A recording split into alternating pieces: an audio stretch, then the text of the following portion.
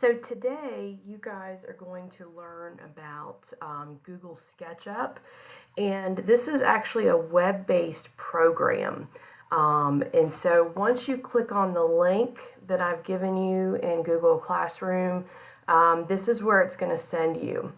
And so what you're going to do is once you click on the link, then you're going to click on here where it says Start Modeling.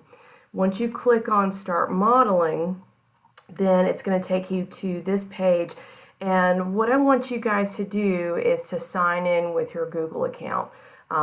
This basically is going to get you set up with sort of like a cloud where you'll have your own little account.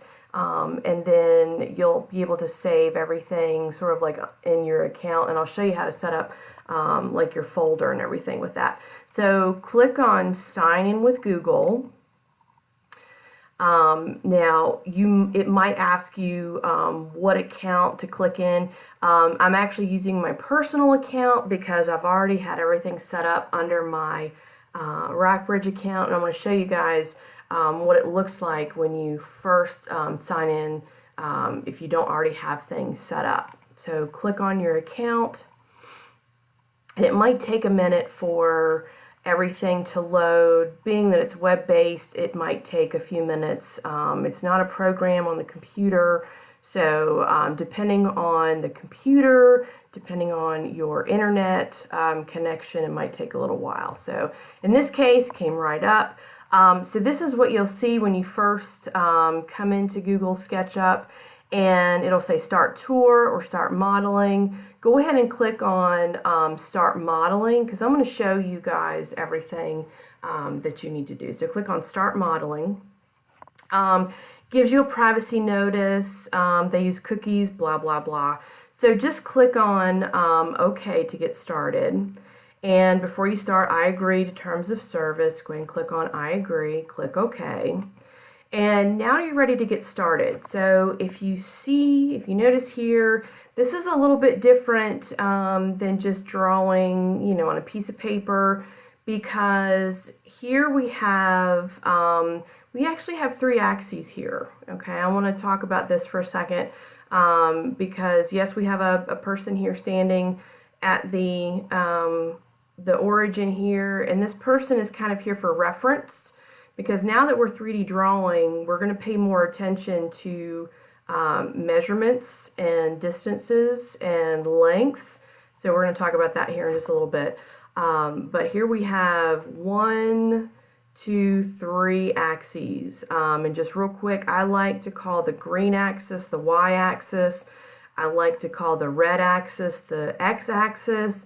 And the blue axis is going to be our z-axis. So now we're in 3D. In math class, you mainly just deal with 2 axes, 2 dimensions, x and y. Now we're in 3 dimensions.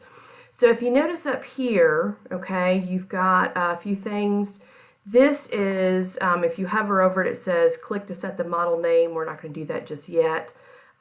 Here, these are file operations. If you click on it, this is, if you were to click on in a program, if you have file and edit, this is, you set up, for example, a new file you can open, you can save, insert, export. That's if you want to export different file extensions and download. And we will download, and I'll show you how to do that at the end of our tutorial video. So this right here, this is Open Model Preferences. If you click on this, what that does is that sort of connects you to what I'm calling your little cloud. And what this is this is where all of your projects are. And so you're given a folder called Sketchup. And this is where you're going to put all of your drawings. Now, what I'd like for you to do at this point is go ahead and click on this SketchUp folder, and right here you're going to add a folder.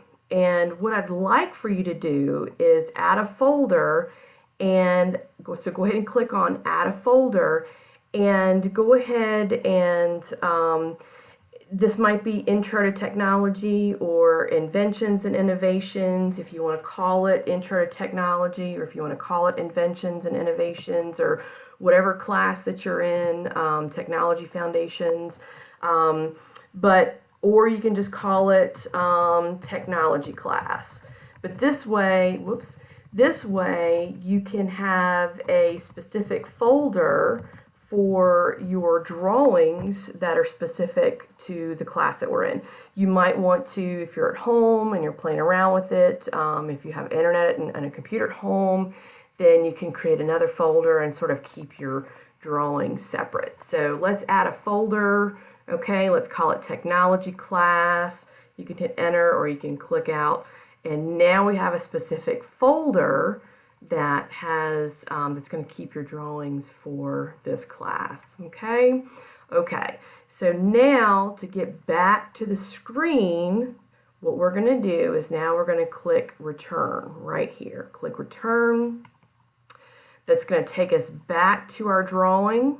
Okay, so if you want, let's go ahead, now that we have a folder to put it in, we haven't started anything yet, but we can click here and we can go ahead and call it our file name, which in this case is going to be House 1.